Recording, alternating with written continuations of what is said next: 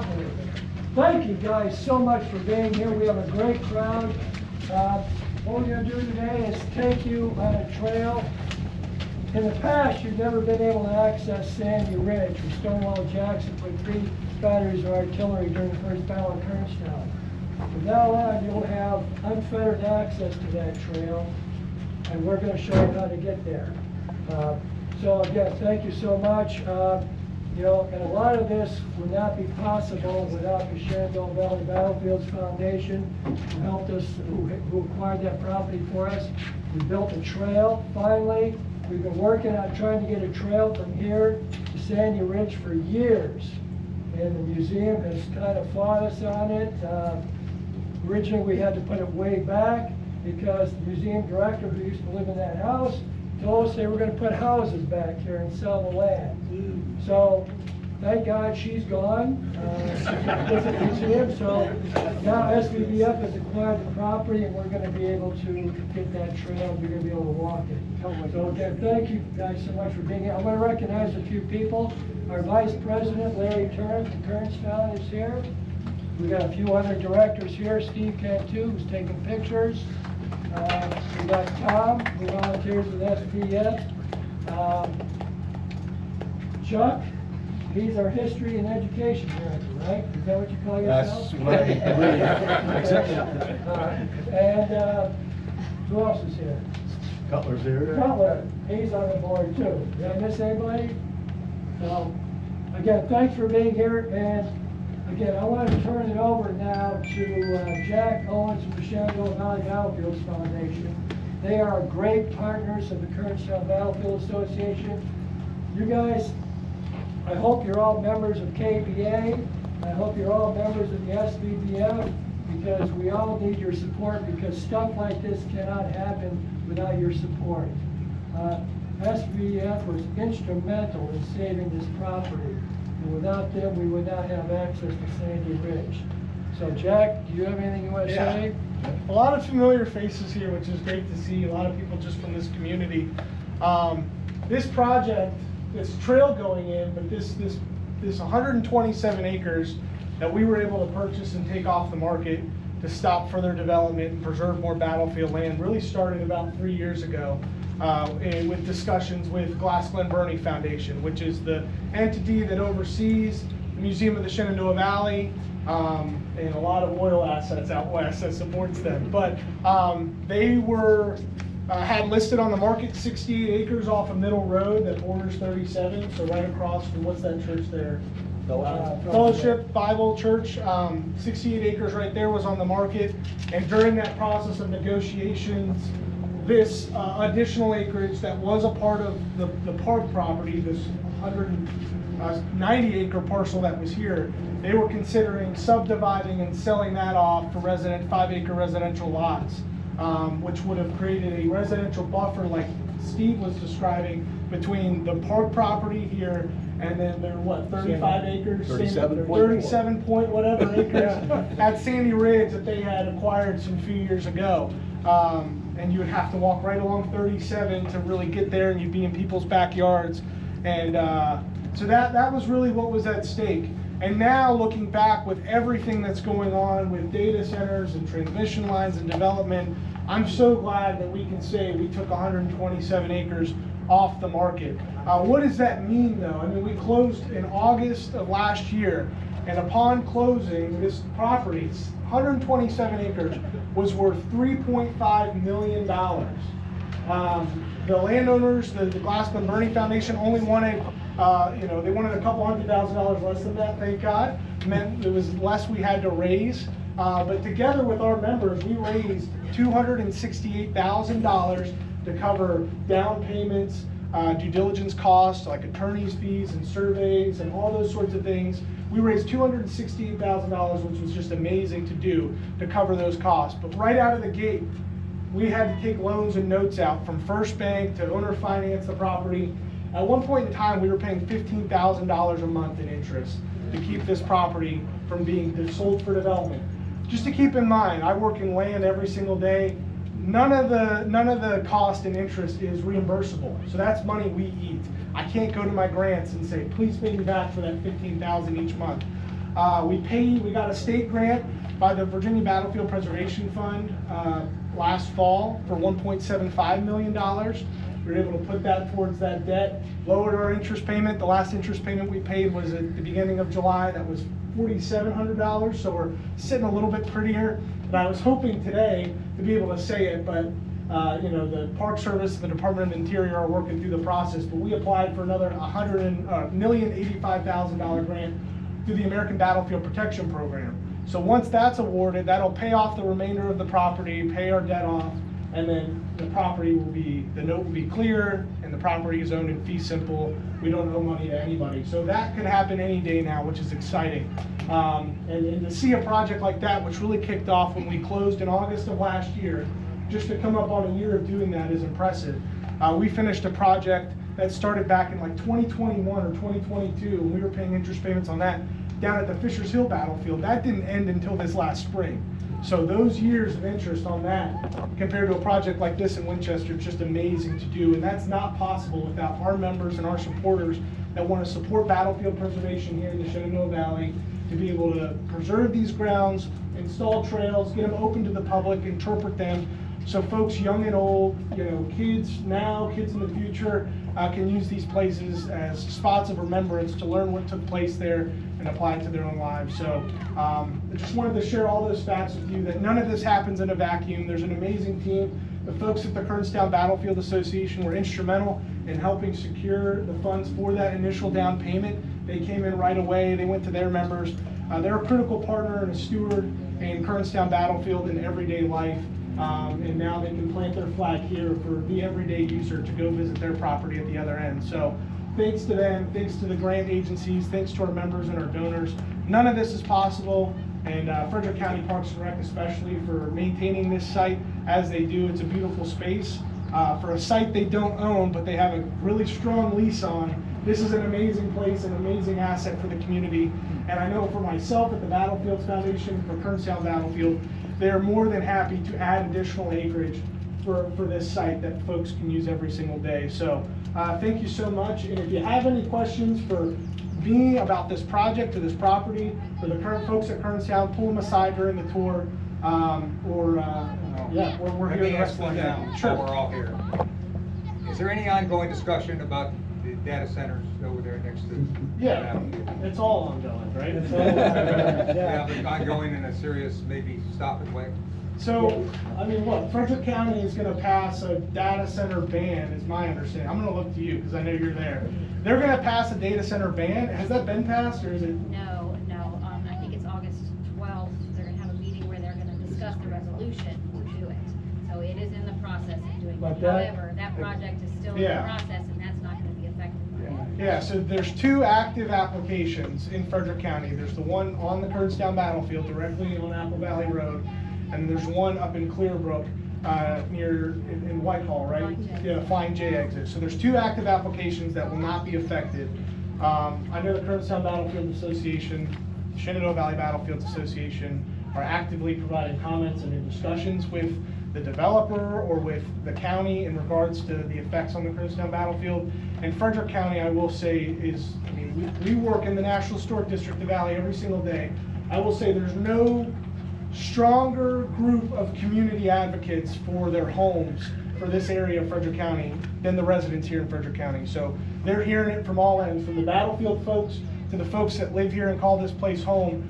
There's a huge, massive fight being put towards. If you asked me 6 months ago, would Frederick County pass a data center ban, I never would have thought so. But I guess these people really just want to get reelected, so they're going to listen to their constituents, and they're not going to put those things up in the future. But we still have two that we're actively fighting and working against here in Frederick County. So, without that, let's talk about, I guess it's not happy, but what we're here for, and I'll hand it back to you. Two more things real quick. On the back of your map, make sure everybody's got a map. On the back, there's some URL codes for becoming a member of KBA, donating to KBA. KBA, everybody that volunteers there is unpaid. We don't take a dime. We just live on donations and membership, so we appreciate it when you can. One person I want to introduce before I introduce Gary Ecelbarger, who everybody knows already. This gentleman right here, Mike Robinson. Does everybody follow Winchester Tales? This guy does more to help preserve history and educate people than anybody else in Winchester. So thank you for being here. Really appreciate it. And thanks for what you do, educating people about history. So with that, I'm going to turn it over to County, is the What? county gonna say anything? No. No? Does the county want to say anything? I don't know. No, there's nobody really here. Because they're players. We're going to turn it over to Gary Ecelbarger. Thank you. Hi, folks. I gotta admit, when I first, when we were first asking when I would come out to see the trail and show it, I thought it was gonna be 4 or 5 KBA people. Look what happened. I saw it well advertised. By the way, I love that shirt. Thank you. And I'd try to make you give it to me, but you know, I don't want you to get sunburned, so I kind of like that. It's okay if you don't like history. It's kind of a smart people hobby anyway. How'd you get that one? All right, well, welcome to the Kernstown Battlefield. How many of you been on one of my anniversary tours that we do? I'm sure a lot of you have, and I know some of you haven't. I'm going to really truncate it. I want to get truncated in a sentence. I already feel good about that. So I wanted to keep that because of the size of the group. We're gonna end up moving this along. You all look comfortable, so we'll start out here. By the way, the size of this group, and maybe we'll spread it out a little bit at the wall, is equivalent to 2 Confederate companies. 2 Confederate companies. It's not even half a regiment, okay? So keep that in mind. When we get to the wall and you guys are gonna spread out, it's gonna be at our first real stop. Realize that you are only 1/10 of the amount of Confederates that were behind that portion of the wall. So we'll bring that up at our first stop. And before I actually bring you up to speed on what's going on in the battle, you guys have the maps in front of you, right? The map that's 6B, and this comes from my now 30-year-old book. I these days have to actually go back to my book and look at a few things here and there for a while. It's not fresh off the mind, but I give this tour enough to know that it's still pretty fresh. We are, you see the Colonel William Glass Rose Hill? All right, that's the property right over there. All right, further down Jones Road. So where you see this little winding, what looks like a creek bed coming up here, that's pretty close to where we are right now. So we're just north of the Rose Hill Estate. You're gonna see the rooftops as we're walking down the trail to the first stop.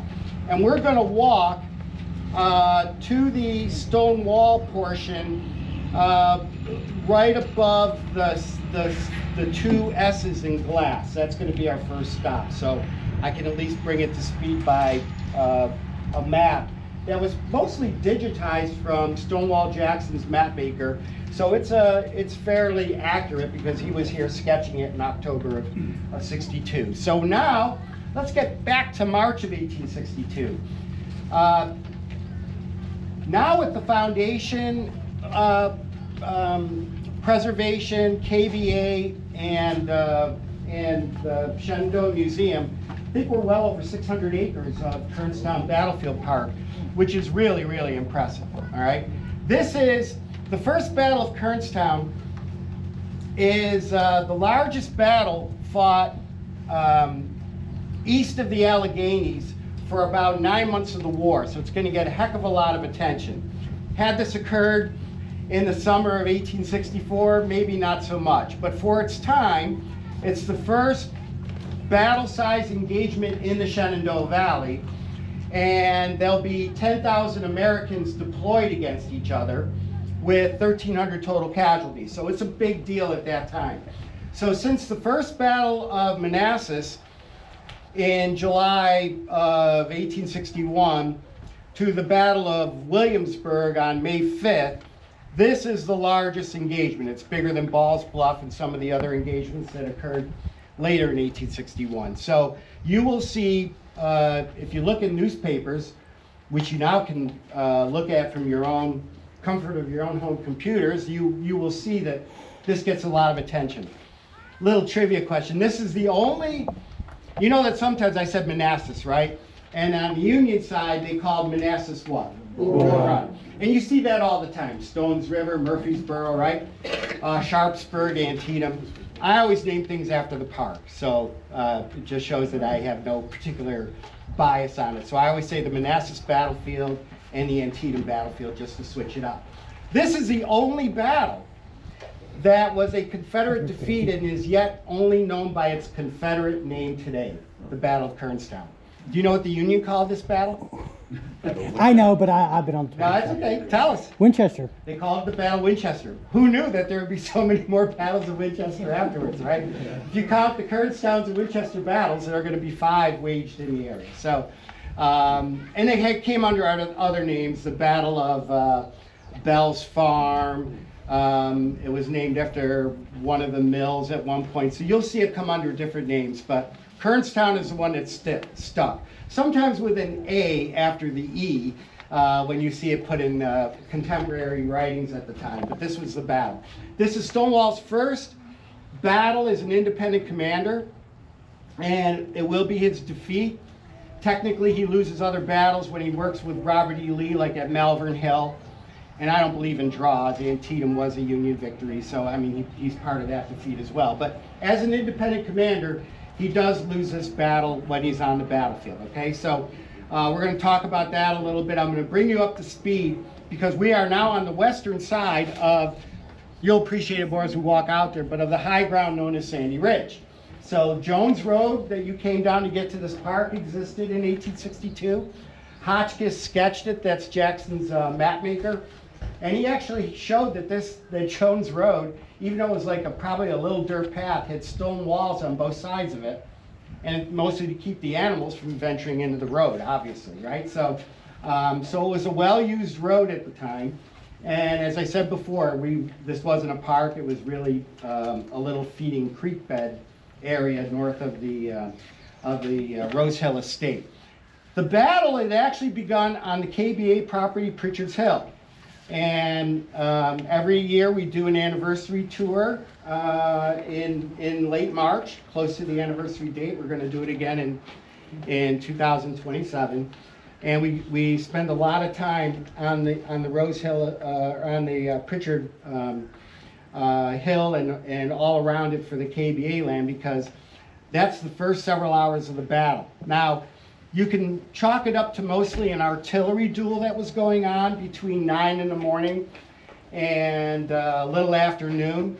And there'll probably be about 150 total casualties incurred over there, where when you transpose it to what we're going to see now, mainly in 2 stops when we get out there, add another 1,100 to that. This really gets monstrously heavy when we get to this part of the field. Jackson had been forced out of Winchester in the second week of March, evacuates the town on the night of March 11th. The Union troops take over. It's actually at that time called the 5th Corps, which will eventually transfer over to Fitz John Porter. But in March, it's under Nathaniel Prentice Banks, the 5th Corps, the Army of the Potomac. It's an Army of the Potomac force that's here. Banks only has 2 divisions. One is sent out to reinforce McClellan's Peninsula campaign, which is occurring simultaneously, and that leaves 1 division of Union troops in this area. Now, why are they here? They're trying to protect the rebuild of the B&O Railroad behind them, all right? The B&O Railroad's been down since the summer of '61, thanks to Stonewall Jackson, and when it finally does get completed, 3,000 boxcars will go over the Harper's Ferry Bridge on March 29th. The very first day it opened. So there's a huge backlog of supplies that weren't able to be transported on that railroad bed. So it's a very important operation for them.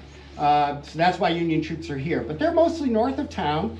And for the most part, Jackson and his spies around Winchester hadn't seen them. They've only seen a token force of a few regiments of troops all the way up to March 22nd, when Jackson's leading force that was up here while he's marching toward this area from deep in the valley, beginning at Mount Jackson, and he'll end up at Strasburg by the night of the 22nd.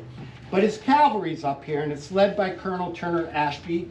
And there's a horse artillery battery, a 3-gun battery, under the command of Roger Preston Chew out of Charlestown. and he's still a teenager. I think he's just turned 19 years old. So he's a captain, and he commands a horse artillery. Ashby, at this stage, maybe has 300 cavalrymen and maybe another 75 artillerymen. That's the total of his force. He will open up on the token Union force in the town, while the rest of that division under James Shields is near Stevenson's Depot, north of the area.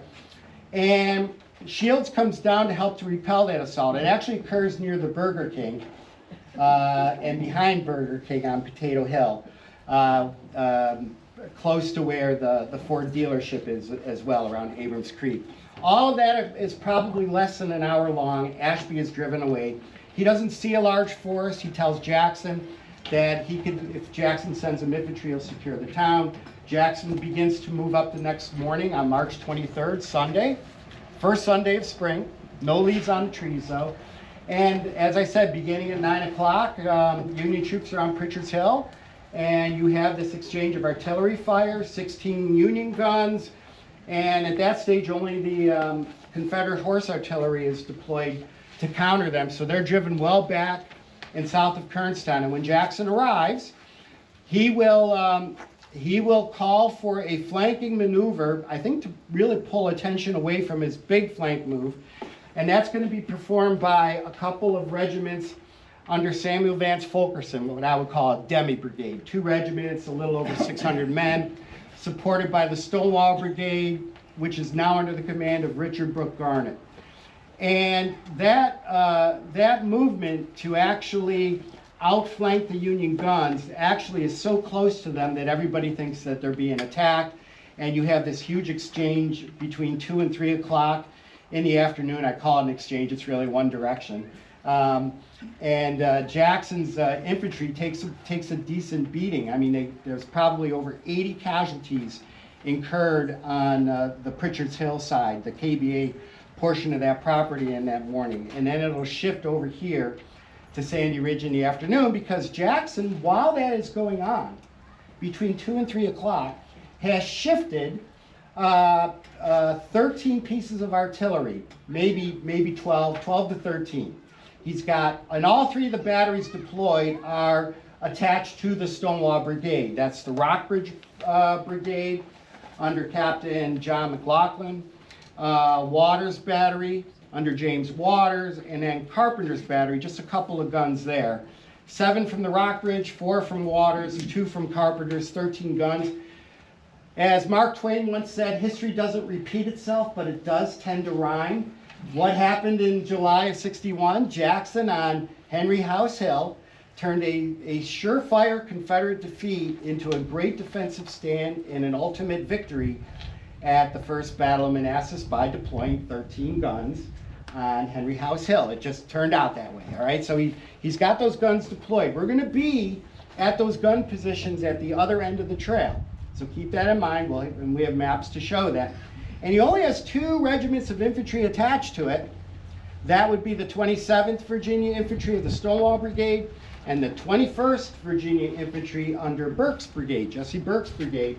And that's it, maybe 450 officers and men, all right? So they're not expecting an infantry fight, and yet the Union commander, because James Shields, the Brigadier General, was wounded the day before near Burger King, and his subordinate Nathan Kimball is on Pritchard's Hill, and he'll call for a full-size brigade, 2,300 officers and men, to cut around through the woods on the north side of Sandy Ridge. They cut across almost where the bypass exit is off 37 onto Cedar Creek Grade Road, and they'll angle in through woods which still exist today.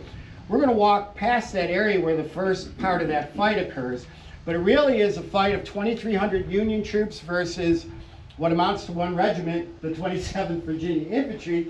And when I first got interested in the battle back in 1991, when I was out here studying, it's been a long time, I came out here for the first time, and whenever I asked my Winchester friends, how is it that 2,300 men are held up by 230, of course I always hear the answer, Confederate superiority. Okay, I get that. But it really wasn't that. If you look at your map 6B, you'll see that the real problem on the Union side is that they are coming toward Jackson's artillery position in a packed marching column. Column by division, 2 company frontage. How many people reenact in this group? Anybody? My question, and I'm getting different answers, so I'm hoping somebody can settle this for me. When you do line of battle, all right, it's actually a double line, packed really close together. My question is each company in a double line, or is it 5 companies in front and 5 companies behind them? Anybody know the answer? And this isn't me asking you or quizzing you, I'm actually getting conflicting answers, so I wanted to know that. Well, when we spread out, we'll spread out as 2 full companies so you can see how much space you take at that wall. But anyway, they get knocked back because they end up looking like 2 lines of battle. They're overlapped on both ends even by 230 men, even though they're 230 strong. And for several minutes, they are held back. The 21st Virginia, the only other artillery support on the ridge, comes and helps the 27th, and they secure that part of the wall. We are going to walk to the flank position, and I'll point out where the 27th and 21st Virginia were. I'll reset that scene for you and talk about what happens next. So we are picking up this battle, which began right about 4 o'clock in the afternoon when that first fire was occurring with that packed column that you see on map 6B. And we are going to pick up the action, which will be on map 6C. So I'll bring you up to speed on all of that. But I just wanted you to know where we're going to go. We're going to pick up that Stonewall fight on Sandy Ridge. Any questions about what's occurred up to this stage? By the way, the battle probably ranks as one of the coldest battles ever fought in the Civil War, believe it or not, even though it's the first Sunday of spring. Temperature probably was in the 40s all day long. It started out, the morning started out 35 degrees. All right, so it was even colder at Kernstown in March of '62 than it was at the Battle of Fredericksburg the following December. All right, so one of the colder contests. We're good? Yep. Let's go to the wall.